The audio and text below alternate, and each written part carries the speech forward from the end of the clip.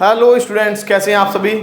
और मैं आशा करता हूं कि आप सभी ठीक होंगे। देखिए, इस वीडियो में हम कन्वर्जेंस ऑफ इम्प्रॉपर इंटीग्रल्स के बारे में डिस्कस करेंगे। और हमने लास्ट वीडियो में हमने समझा था कि हमारा first kind improper integral of first kind क्या होता है और improper integral of second kind क्या होता है, और उनको हम किस प्रकार से सॉल्व करते हैं। कब हम बोलेंगे कि हमारा जो improper integral of first kind है ये कन्वर्जेंट होगा, और कब हमारा improper integral of second kind convergent होगा। वो हमारा फंडामेंटल रूल जो था उसको आप समझ जाइए।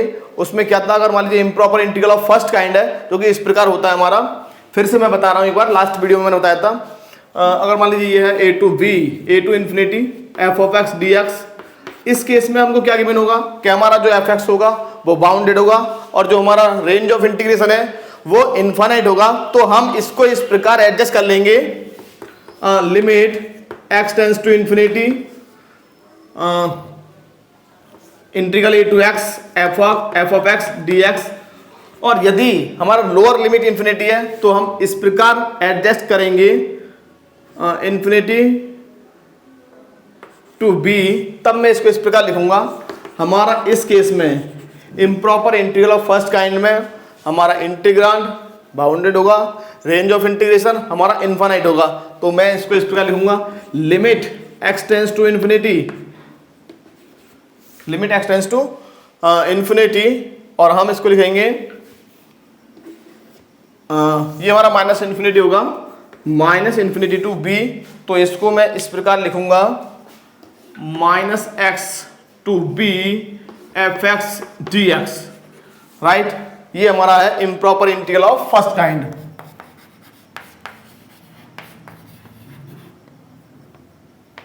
Improper integral of first kind. और improper integral of second kind के लिए मैं किस प्रकार लिखूंगा, फॉर सेकंड काइंड इसमें क्या होगा, हमारा रेंज ऑफ इंटीग्रेशन हमारा फाइनाइट होगा, but the integrand of the given definite integral will be, हमारा कैसा होगा, वो होगा हमारा अनबाउंडेड। तो इस केस में हमें इस प्रकार हमें मिलेगा a to b f x D x. और हम मान लेते हैं कि हमारा जो इंटीग्रल है यदि वो a पर हमारा जो एफ एक्स है वो अनबाउंडेड है, तब मैं इसको लिखूंगा limit epsilon tends to 0 and integral की लिमिट लाएंगे हम a minus a plus epsilon to v f of x D x. अगर मान लीजिए हमारा जो एफ एक्स है वो b पर अनबाउंडेड है, तो मैं इसको इस प्रकार लिखूंगा, a to v F x D X बराबर limit epsilon tends to 0 a to v minus epsilon F x D x. तो हम इसको इस प्रकार लिखेंगे, ऊपर से कम करते हैं नीचे से बढ़ाते हैं। और यदि इनके बीच में किसी पॉइंट पर है तो उसको हम ब्रेक करके अपर वाले में लोअर वाले में ये फॉर्मूला लगाएंगे और अपर वाले में हम ये वाला फॉर्मूला लगा देंगे, ब्रेक करके जिस पॉइंट पर हमारा फंक्शन जो है अनबाउंडेड है। देखिए, उसको हम क्वेश्चन से समझ लेंगे। नेक्स्ट हमारा क्या है, नेक्स्ट है हमारा कंपेरिजन टेस्ट। देखिए स्टूडेंट्स, हमें यहाँ समझना होगा हमारा कंपेरिजन टेस्ट क्या है। देखिए, डेफिनेशन आपकी बुक में लिखी होगी, लेकिन मैं आपको उसका मीनिंग समझा दे रहा हूँ। हमारा कंपेरिजन टेस्ट क्या होता है, अगर मान लीजिए मुझे डेफिनेट इंटीग्रल गिवन है, डेफिनेट इंटीग्रल हमें गिवन है a to b f x D x. तो हम इसमें क्या करेंगे, हम कंपैरिजन करेंगे और हम पता लगाएंगे कि हमारा जो गिवन डेफिनेट इंटीग्रल है वो कन्वर्जेंट है या फिर डाइवर्जेंट। वो इसमें हम करेंगे क्या, हम हमारा यहाँ पर इंटीग्रांड क्या है, हमारा यहाँ पर इंटीग्रांड है हमारा यहाँ पर एफ एक्स। अब मैं एफ एक्स से बड़ा एक पॉजिटिव फंक्शन लूंगा इस प्रकार कि मॉड ऑफ एफ एक्स से बड़ा है एक function g x for all x belongs to a, v। सभी x की वैल्यूज के लिए हमारा जो जी एक्स है वो मॉड ऑफ एफ एक्स से बड़ा है, मॉड ऑफ एफ एक्स से बड़ा है। और एंड a टू v में हमारा जो जी एक्स है and the definite integral a to b g x D x is convergent, तब हमारा जो integral a to v f of d x होगा ये भी कन्वर्जेंट होगा। ये कन्वर्जेंट है, then a to B F x D x is also convergent, ये भी मेरा कन्वर्जेंट हो जाएगा। और सेम डाइवर्जेंट का प्रोसेस देखो, इसमें समझना क्या है कि अगर मान लीजिए एफ एक्स से बड़ा कोई फंक्शन लिया मैंने जी एक्स, एफ एक्स से बड़ा मैंने फंक्शन लिया जी एक्स, अगर बड़ा वाला डेफिनेट इंटीग्रल कन्वर्जेंट है तो छोटा वाला हमारा कन्वर्जेंट होगा ही। हमने एफ एक्स से बड़ा लिया इंटीग्रेंड जी एक्स, अब हम कन्वर्जेंट के लिए तो ये प्रोसेस हो गया, अब डाइवर्जेंट के लिए क्या होगा, अब मैं एफ एक्स से छोटा एक फंक्शन लूंगा जी X to show the divergent of given improper integral. अब हम मान लीजिए हमें शो करना है कि ये जो हमारा फंक्शन है ए to B F x D x ये हमारा डाइवर्जेंट है, तो मैं इसके लिए क्या करूंगा कि एफ एक्स से छोटा एक फंक्शन लूंगा, एफ एक्स से छोटा। तो इस केस में क्या होगा, एफ एक्स हमारा जो है वो बड़ा होगा किससे, जी एक्स से, for all x belongs to a comma b. इस केस में क्या होगा, अगर एफ एक्स बड़ा है, एफ एक्स जो है वो जी एक्स से बड़ा है, और जी एक्स जो कि छोटा वाला है ए to b g x is divergent, और आपका जी एक्स आपका डाइवर्जेंट है तो एफ एक्स भी डाइवर्जेंट होगा, इज ऑल्सो डाइवर्जेंट। इस केस में समझना क्या है कि हम कंपैरिजन कर रहे हैं, अगर मान लीजिए हमने एफ एक्स से बड़ा इंटीग्रल लिया, बड़ा वाला कन्वर्जेंट है तो छोटा वाला कन्वर्जेंट होगा, और इसके में डाइवर्जेंट वाले केस में मैंने क्या किया कि एफ एक्स से छोटा फंक्शन लिया जी एक्स, और छोटा वाला डाइवर्जेंट तो बड़ा वाला तो वैसे ही डाइवर्जेंट हो जाएगा। इसका मीनिंग क्या है कि हमारा a to B F x D x भी हमारा डाइवर्जेंट हो जाएगा। देखिए कंपैरिजन टेस्ट का हमारा एक अल्टरनेट फॉर्म हो रहा है, उसको भी हम समझ लेते हैं। इसका अल्टरनेट फॉर्म क्या है इसको भी हम समझ लेते हैं। देखिए स्टूडेंट, हमारा alternate form of comparison test हमारा क्या है, मान लीजिए कि हमें चेक करना है इस इंटीग्रल के लिए a to B F x D x के लिए, राइट। तो हम एक जी एक्स फंक्शन इस प्रकार चूज कर लेंगे, ये मान लेंगे कि limit of f x upon g x as x tends to infinity पर वो हमारा क्या है, एक फाइनाइट नंबर है, definite finite number, finite number other than zero, other than zero, यहां पे हमें ध्यान रखना होगा अदर देन जीरो, देन तब हमारा एफ एक्स और g x, then the integral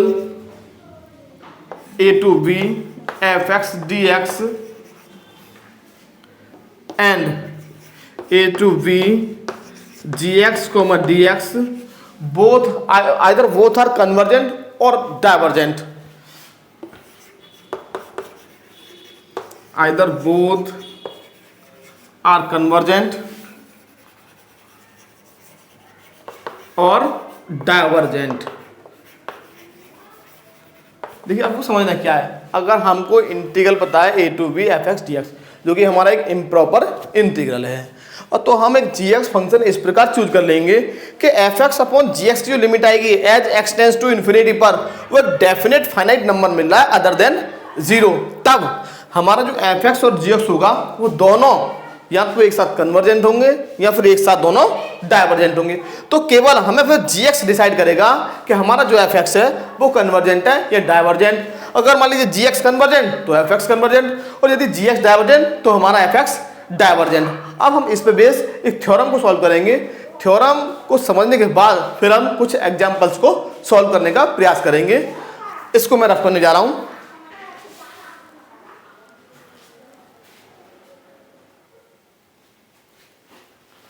hello students and साथियों, तो यहाँ पर हम एक थ्योरम को सॉल्व करेंगे, इसको हम कंपैरिजन इंटीग्रल भी बोल देते हैं। The comparison integral a to infinity d x upon x to the power n where a is greater than zero is convergent when n is greater than 1 and divergent when n is less than और equal to 1। अब देखो हमें समझना है क्या, हमें यहाँ पर समझना ये है कि हमारा जो इंटीग्रल है वो किस प्रकार का है। हमारा जो इंटीग्रल है इसमें हमारा जो फंक्शन है 1 upon x to the power n, हमारा जो इंटीग्रैंड है वो है 1 upon x to the power n, और जो कि हमारा इस इंटीग्रल में हमारा जो इंटीग्रैंड है वो बाउंडेड है, एंड रेंज ऑफ इंटीग्रेशन जो हमें दे रखा है, रेंज ऑफ इंटीग्रेशन हमारा है इनफाइनाइट, इसका मीनिंग क्या है कि हमारा जो इंटीग्रल है वो है the improper integral of first kind. तो हमारा जो इंटीग्रल है वो है improper integral of first kind, और इसको हम किस प्रकार सॉल्व करते हैं ये आपको मालूम होना चाहिए। अभी हमने लास्ट स्टार्टिंग वीडियो में बताया था, तो ये हमें पता होना चाहिए, मालूम होना चाहिए। तो हम इसका प्रूफ पढ़ेंगे। देखिए हम इसको केसेस में डिवाइड कर देंगे, लेकिन उससे पहले हम जैसे improper integral of first kind को ब्रेक करते हैं उस फॉर्म में हम इसको ब्रेक कर लेंगे और इंटीग्रेट कर लेंगे कुछ स्पेशल केसेस के लिए। यह समझने का प्रयास करेंगे। देखिए हमें इंटीग्रल यहाँ पर गिवन है, इस इंटीग्रल को मैं आई इसके इक्वल मान ले रहा हूँ। Let I equal to a to infinity dx upon x to the power n.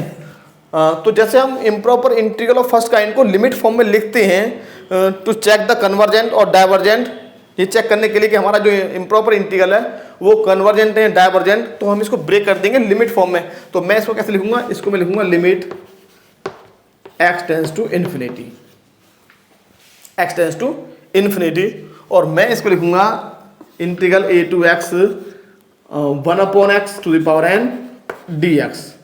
और अब मैं इसका इंटीग्रल कर दूंगा विद रेस्पेक्ट टू x। तो मुझे क्या मिलना चाहिए, देखिए मुझे ये मिलना चाहिए limit x tends to infinity, और मुझे यहाँ से मिल जाएगा, पहले मैं इसको लिख लूँ सही फॉर्म में या फिर आप समझ जाएंगे। देखिए ये हो जाएगा हमारा x to the power minus n, तो मैं इस पर लिखूंगा x to the power minus n minus 1, भाई सॉरी प्लस करते हैं, हम इंटीग्रल करते हैं तो प्लस करते हैं, तो हमारा यहाँ पर हमें मिलेगा माइनस n प्लस 1, और ये हमें मिल जाएगा a टू x। जरा चेक कर लेते हैं क्या a टू x है या फिर 0 टू x। हाँ a टू x है, ठीक है a टू x। अब मैं क्या करूँगा, देखिए अब हम क्यों यहीं तक सॉल्व करेंगे, अब हम केस बना लेंगे। यहाँ पर हम क्या बना लेंगे, केस बना लेंगे। इसको मैं डाल दिया हूँ इक्वेशन नंबर 1, इक्वेशन 1।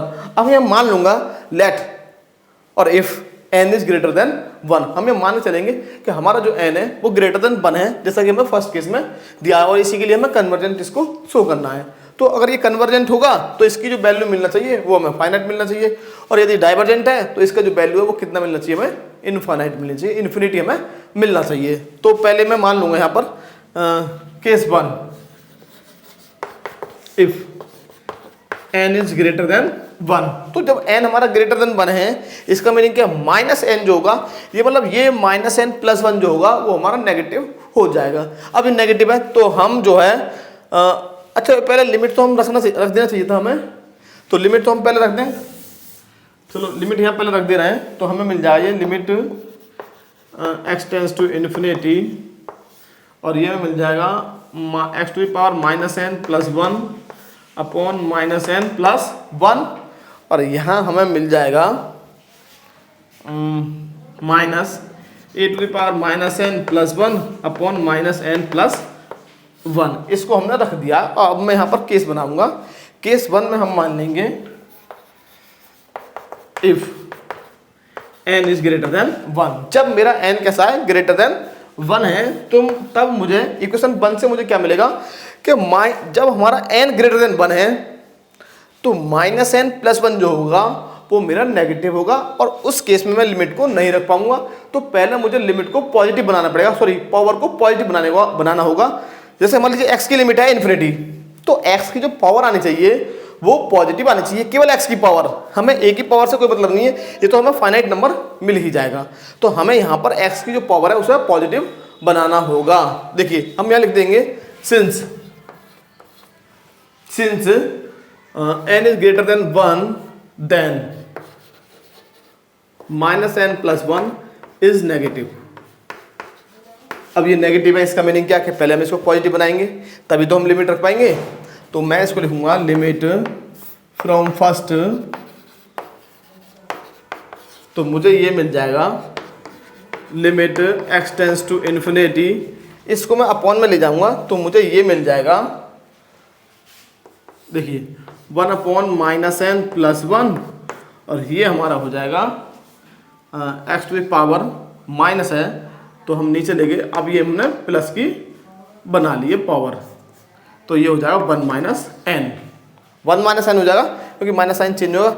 अब ये 1 माइनस n जो होगा वो पॉजिटिव होगा, इसे आप यहाँ लिख सकते हैं 1 माइनस एक्स इज नेगेटिव, और यहाँ लिख सकते हैं n minus 1 is positive, n minus 1 is positive, right. तो अब मैंने इस पावर को पॉजिटिव बना लिया है, और अगर मैं अब यहाँ पर लिमिट को रखता हूँ तो मुझे क्या मिलेगा, मुझे यहाँ मिलेगा अपॉन में इन्फिनिटी मिलेगा, 1 अपॉन इन्फिनिटी, और 1 अपॉन इन्फिनिटी क्या होता है 0, ये मुझे 0 मिल जाएगा, और यहाँ मुझे मिल जाएगा a to the power minus n plus 1 upon minus n plus 1, ये मेरा 0 हो जाएगा जब मैं x को इन्फिनिटी रखूँगा। इसका मीनिंग क्या है कि हमें एक फाइनाइट नंबर मिल जाएगा, फाइनाइट नंबर। इसका मीनिंग क्या है कि if n is greater than 1 then given improper integral is convergent. Therefore, if n is greater than 1, then given improper integral is convergent. Right. अब हम सेकंड केस बनाएंगे जब हमारा n लेस देन 1 है, तो मैं इसको रफ करना पड़ेगा मुझे। इधर जरा समझ लीजिए पहले आप एक बार में ही। देखिए इसको मैं रफ करने जा रहा हूँ, तो इस केस में ये हमें 0 बन गया, राइट। अब हमें क्या करना होगा, जब हमारा n लेस देन 1 होगा तब माइनस n प्लस 1 हमारा होगा पॉजिटिव, और पॉजिटिव है तो हमें यहीं पर हमें लिमिट को रखना होगा जब हमारा n लेस देन 1 होगा। समझ गए आप। जब भाई n लेस देन 1 है, n लेस देन 1, तो उसमें प्लस 1 ऐड करूँगा तो वो पॉजिटिव क्वांटिटी मिलेगा, और मुझे पॉजिटिव मिलेगा तो मुझे लिमिट को यहीं रखना होगा, तो मुझे इन्फिनिटी मिल जाएगा, जो कि अब मैं रखने जा रहा हूँ। इसको आप समझ लीजिए, नोट भी कर सकते हैं। Second case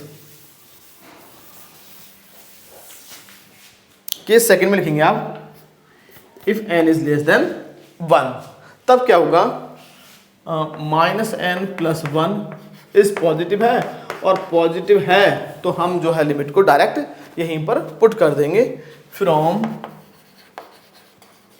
equation 1। तो मुझे मिल जाएगा limit x tends to infinity x की घात minus n plus 1 upon minus n plus 1 minus a to the power minus n plus 1 upon minus n plus 1। तो इस केस में क्या होगा, जब मैं x को इन्फिनिटी रखूँगा तो ये मेरा हो जाएगा इन्फिनिटी, क्योंकि हमारे यहाँ पावर पॉजिटिव है भाई, जिसमें हम लिमिट पुट कर रहे हैं, x की लिमिट पुट कर रहे हैं, तो x की जो पावर है वो पॉजिटिव है, हम लिमिट रख सकते हैं। और अब हम यहाँ लिमिट रखेंगे तो ये मुझे मिल जाएगा इन्फिनिटी माइनस फाइनाइट नंबर, तो हमें क्या मिलेगा, हमें यहाँ से मिल जाएगा इन्फिनिटी। इसका मीनिंग क्या है, therefore if n is less than 1 then the integral a to infinity 1 upon x to the power n dx is divergent. इस केस में हमारा जो इंटीग्रल है वो डाइवर्जेंट है, और ये हमारा एक ऐसा कंपेरिजन टेस्ट है, कि हमारा ऐसा कंपेरिजन इंटीग्रल है जिसकी सहायता से हम डायरेक्ट बहुत सारे क्वेश्चनों को सॉल्व कर पाएंगे। ज़रा समझिएगा इसको बहुत अच्छे से। और ये थ्योरम पूरा बन के भी थ्योरम के रूप में बन के आ जाता है, क्वेश्चन के रूप में भी आपको बन के मिल सकता है। बहुत ही बढ़िया क्वेश्चन है, फर्स्ट VST फर्स्ट सेमेस्टर में आपको मिल सकता है ये। देखो नेक्स्ट हम करेंगे सॉल्व केस 3, और केस 3 हमारा किसके लिए है, जब हमारा n 1 हो जाएगा, और जब n 1 होगा तब हमें क्या मिलेगा। देखिए इससे मैं रफ करने जा रहा हूँ, तो हम ये समझ गए कि जब मेरा n ग्रेटर देन 1 है तब मेरा कन्वर्जेंट है, और जब मेरा n लेस देन 1 है तब डाइवर्जेंट है। और केस 3, ये केस 3 एकदम अलग केस है, और केस 3 है हमारा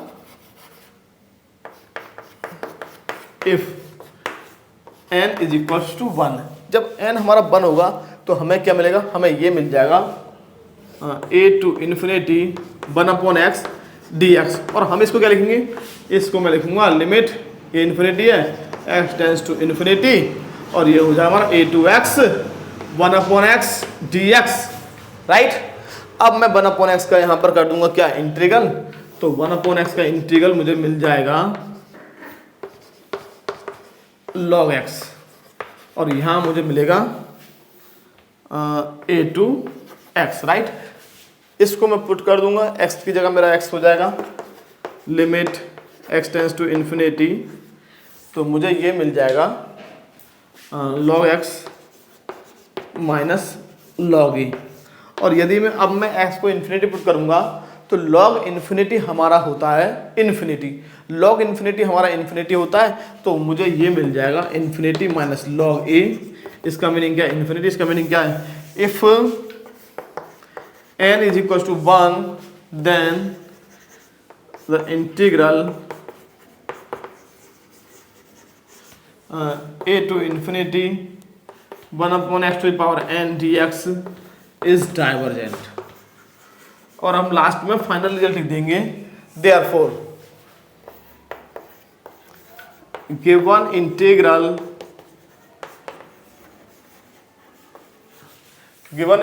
is convergent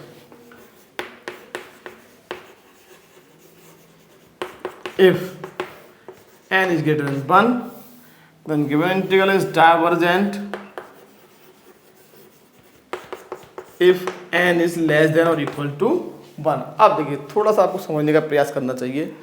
नंबर एक महत्वपूर्ण बिंदु इसमें यह है कि हमारा जो इंटीग्रल होगा वो a to infinity 1 upon x to the power n dx form में होगा, और a हमेशा यहाँ पर हमारा a is always greater than 0 होगा।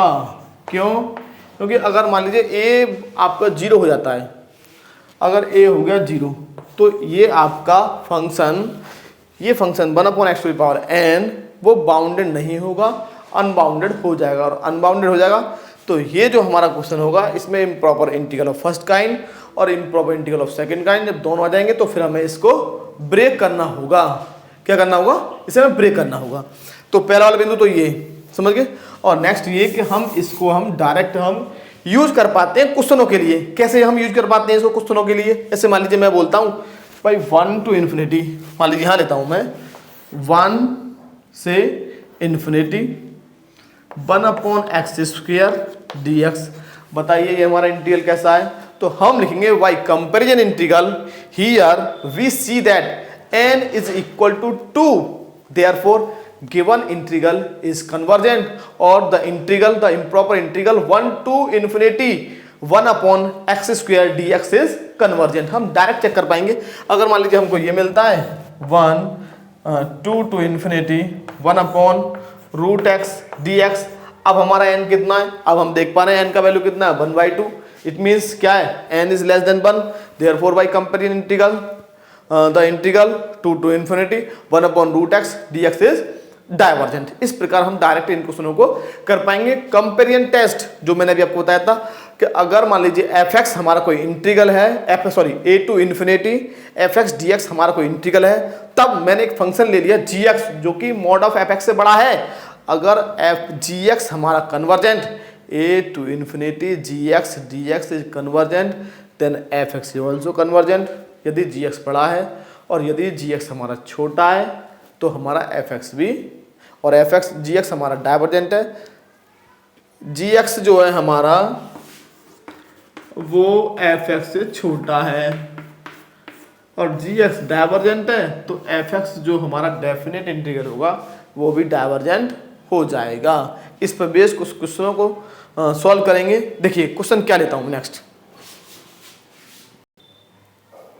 देखिए स्टूडेंट्स एंड साथियों, इस क्वेश्चन को हम सॉल्व करेंगे। अब जरा देखिए, हमें यहाँ पर पहले तो ये आइडेंटिफाई करना है कि हमारा जो इम्प्रॉपर इंटीग्रल है वो फर्स्ट काइंड वाला है या फिर सेकंड काइंड वाला। अब हम देख रहे हैं कि हमारा जो इंटीग्रांड है वो 0 टू इन्फिनिटी में वो बाउंडेड रहेगा। इसका मीनिंग क्या है? वो एक मतलब फिक्स्ड, दो फिक्स वैल्यू के बीच में लाई करेगा, मतलब इन्फिनिटी नहीं मिलेगा। कहने का मतलब हमें कोई भी हमें ऐसा पॉइंट नहीं मिलेगा 0 और इन्फिनिटी के बीच में जिसमें हमें f(x) हमारा क्या है? cos mx upon x square plus a square का जो वैल्यू है वो इन्फिनाइट मिल जाए, ऐसा कोई हमें पॉइंट नहीं मिलेगा। अब सेकंड जो हमारा रेंज ऑफ इंटीग्रेशन है वो है हमारा इन्फिनाइट। इसका मीनिंग क्या है कि हमें जो इम्प्रॉपर इंटीग्रल गिवन है वो है हमारा फर्स्ट काइंड वाला, और यहाँ पर हम लगाएंगे, यहाँ पर हम अप्लाई करेंगे कंपैरिजन टेस्ट। कंपैरिजन टेस्ट में हम क्या करते हैं? हम एक फंक्शन gx चूज करते हैं जो इससे बड़ा होगा। अब छोटा सा एक बिंदु समझ लीजिए, मान लीजिए मैं इधर लिखता हूँ 2 और इधर लिखता हूँ 2, तो समझने का प्रयास करिएगा। और इधर मैं मल्टीप्लाई कर रहा हूँ 1 से और इधर मैं मल्टीप्लाई कर रहा हूँ लेस देन 1 क्वांटिटी से। लेस देन 1 का मीनिंग क्या? मैंने ले लिया 1/2। तो कौन सा बड़ा होगा? कोई बड़ा कौन सा होगा? तो बड़ा होगा हमारा ये वाला, मतलब जिधर साइड में 1 का मल्टीप्लाई हुआ है वही तो बड़ा होगा। इसका मीनिंग क्या हुआ? अब जरा इस चीज़ को ऐसे भी समझ लीजिए, थोड़ा सा समझेंगे इसको मैं यहीं लिखा रहने दे रहा हूँ, समझ लेना थोड़ा सा इसको, इस चीज़ को भी हम समझने का प्रयास करेंगे। देखिए अब हम यहाँ देख रहे हैं कि हमारा जो इंटीग्रल है वो ये है a to infinity cos mx upon x square plus a square into d x. इसका हम इस इनइक्वालिटी का हम किस प्रकार यूज करेंगे, जरा ध्यान से देखिएगा। देखिए हमें पहले तो यहाँ लिख देना है कि हमारा जो इंटीग्रल है वो कैसा है, improper integral of first kind, improper integral of first kind, right. ये हमारा improper integral of first kind है। क्यों?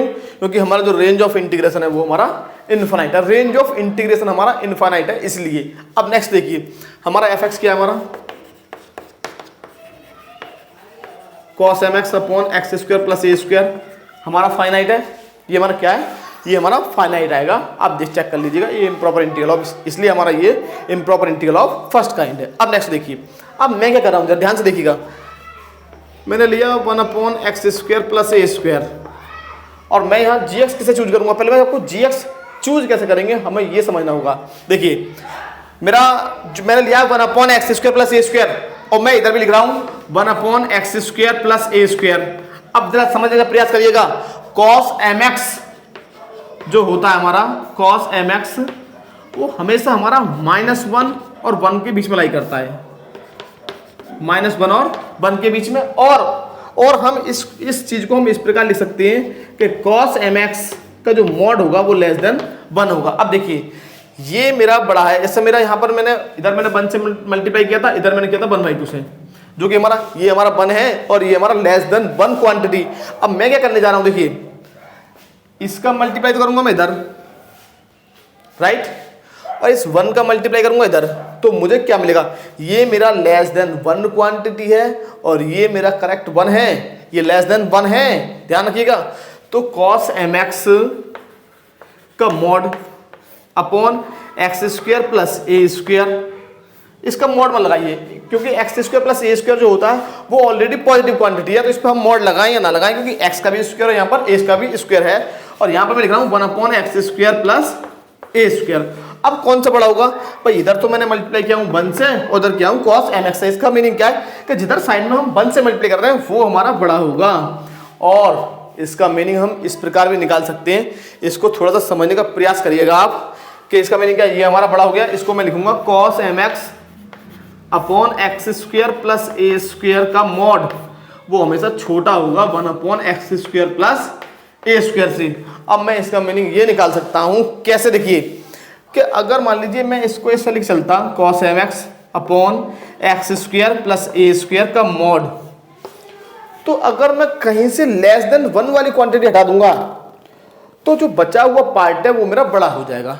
अगर मैं यहाँ से लेस देन 1 होता है हमारा cos mx, तो मैं इसको ऐसे लिखता cos mx का mod upon x square plus a square, और मैं यहाँ से इसको हटा देता हूँ लेस देन 1, क्योंकि cos mx हमारा लेस देन 1 होता है हमेशा।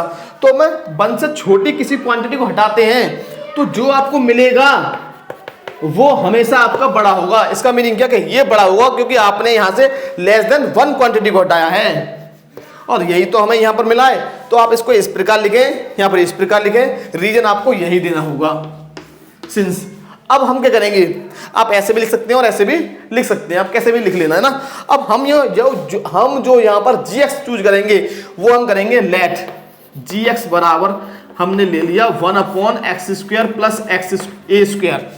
यही तो हमारा कंपेरिजन टेस्ट है कि हमारा जो fx है वो है हमारा ये, और fx से बड़ा क्वांटिटी ले लिया मैंने gx। अब हमारा gx बताएगा अगर gx कन्वर्जेंट है इस लिमिट के लिए, सेम के लिए, तो हमारा fx भी कन्वर्जेंट होगा। और यदि हमारा केवल इसी के लिए और छोटा वाला लेते तो अगर gx डाइवर्जेंट होता तब हमारा fx डाइवर्जेंट होता।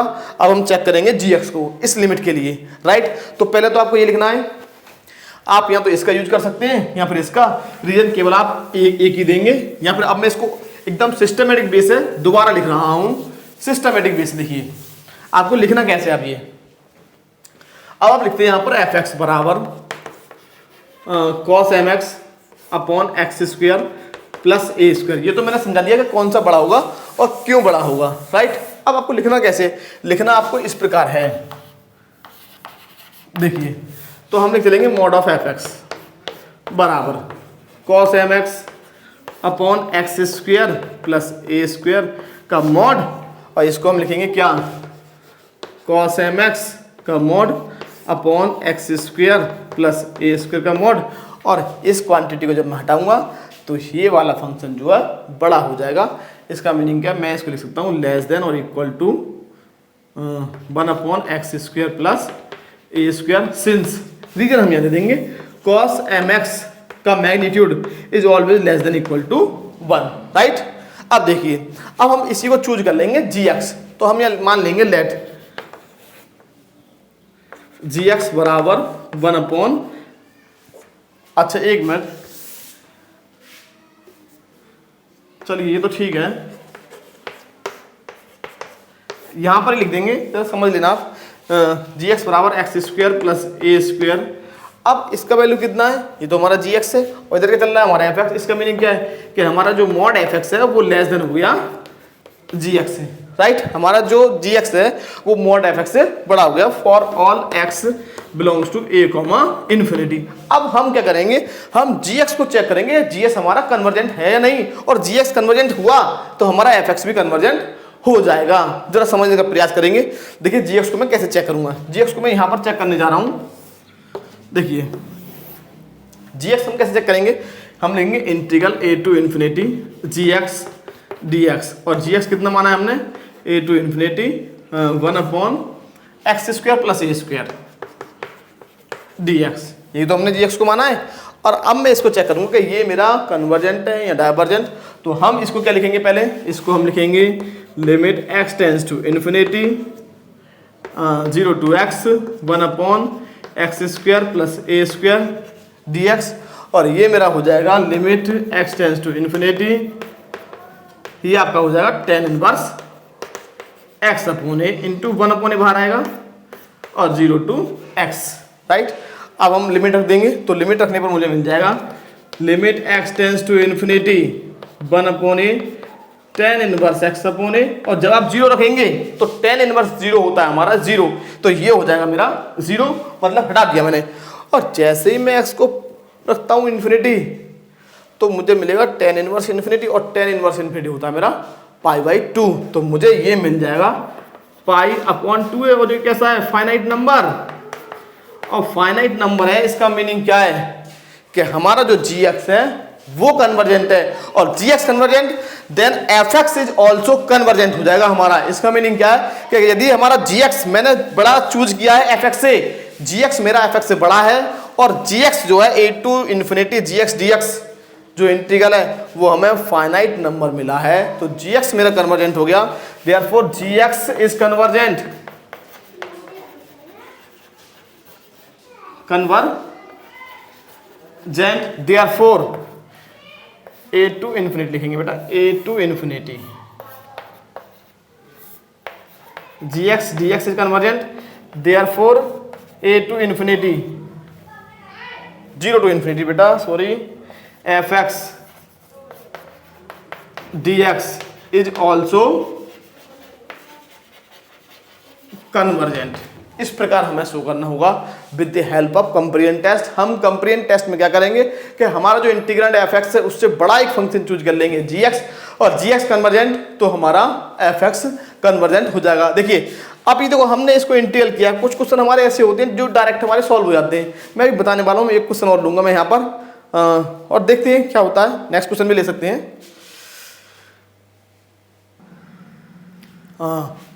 हेलो स्टूडेंट्स एंड साथियों, नेक्स्ट क्वेश्चन मैंने लिया है test the convergence of the integral 0 to infinity sine square x upon x square d x. अब हम क्या देख रहे हैं, सबसे पहले हमको देखना क्या है कि हमारा जो रेंज ऑफ इंटीग्रेशन है वो हमारा इनफाइनाइट है। इसका मीनिंग क्या है कि ये फर्स्ट काइंड तो होगा ही। अब सेकंड काइंड में हमको समझना क्या है कि क्या हमारा फंक्शन जो है एफ एक्स जो है x इक्वल टू 0 पर, क्या ये इनफाइनाइट तो नहीं हो रहा, अनबाउंडेड तो नहीं है। x बराबर 0 रखते हैं तो भाई 0/0 मतलब ये 0/0 फॉर्म बन रही है। तो पहले हमें चेक करना पड़ेगा लिमिट रख करके कि हमारा जो fx है यहाँ पर, fx है हमारा यहाँ पर sin square x upon x square. तो पहले हम इसको चेक कर ले रहे हैं कि ये x बराबर 0 पर ये बाउंडेड है या अनबाउंडेड हमको मिल रहा है। तो अगर मैं निकालता हूँ limit x tends to 0 sin square x upon x square, इसको मैं लिखूंगा limit x tends to 0 sin x अपॉन x, और ये मुझे मिलेगा 1। इसका मीनिंग क्या है कि ये मेरा फाइनाइट मुझे मिल रहा है। इसका मीनिंग क्या है कि हमारा जो fx है वो बाउंडेड है। Therefore fx is a bounded function. Bounded हो गया, इसका मीनिंग क्या है, ये जो हमारा इम्प्रॉपर इंटीग्रल हो गया वो हो गया फर्स्ट काइंड वाला। अब फर्स्ट काइंड वाले को हम करते हैं कंपेरिजन टेस्ट से। कंपेरिजन टेस्ट में यहां पर लगाऊंगा, देखिए कैसे लगाऊंगा। हमें यहां पर fx गिवन है, fx तो पहले इसको लिख देंगे since the range of integration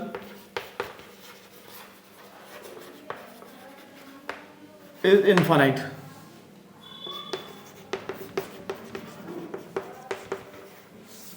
therefore the given improper integral is of improper integral of second kind. Therefore 0 to infinity sin square x upon x square dx is an improper integral of first kind. ये हमारा हो गया first kind वाला। तो हमारा यहाँ पर fx कितना है, हमें यहाँ पर fx हमको गिवन है sin square x upon x square. अब मैं इसका मॉड लूंगा तो मुझे मिलेगा mod of fx is equal to mod of sin square x का मॉड अपॉन एक्स स्क्वायर। अब देखिए मैं इसको लिखूंगा sin स्क्वायर x अब का मॉड अपॉन एक्स स्क्वायर का मॉड। इस पर मॉड लगाए या ना लगाए क्योंकि स्क्वायर है तो ये हमेशा हमारा पॉजिटिव ही रहेगा। तो मैं यहाँ पर जब इस लेस देन 1 क्वांटिटी को हटाऊंगा तो जो मुझे मिलेगा वो बड़ा नहीं होगा, तो मुझे यहाँ से इससे एक बड़ा फंक्शन मिल जाएगा एक्स स्क्वायर, और हम सामने रीजन दे देंगे since mod of sine x is less than और इक्वल टू 1। तो इसको मैं चूज कर लूंगा जी एक्स, इसको मैं क्या मान लूंगा जी x. Mod of f x is less than और इक्वल टू जी एक्स, और जी एक्स मैंने लिख दिया और मैं बराबर में लिख दूंगा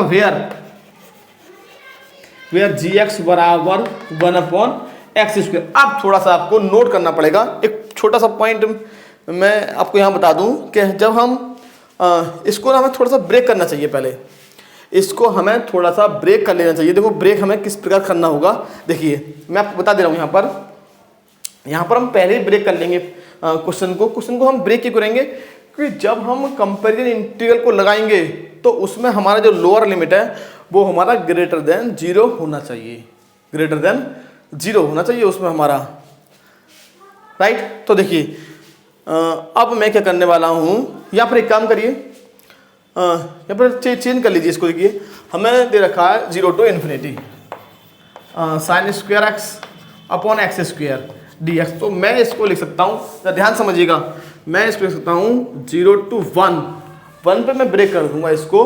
कैसे, देखिए sine square x upon x square d x plus 1 to infinity sine square x upon x square d x. क्योंकि अभी जो मैंने आपको कंपेरिजन इंटीग्रल बताया था उसको हमें डायरेक्ट लगाने के लिए हमें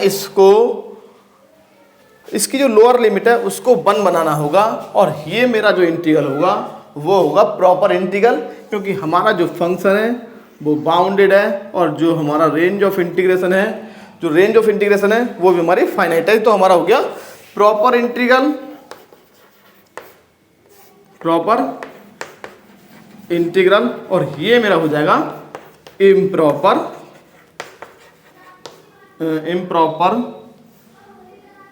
इंटीग्रल। तो अब मैं क्या करूंगा, मैं जो थ्योरम लगाऊंगा वो केवल इसके लिए लगाऊंगा, केवल मैं इसके लिए लगाऊंगा।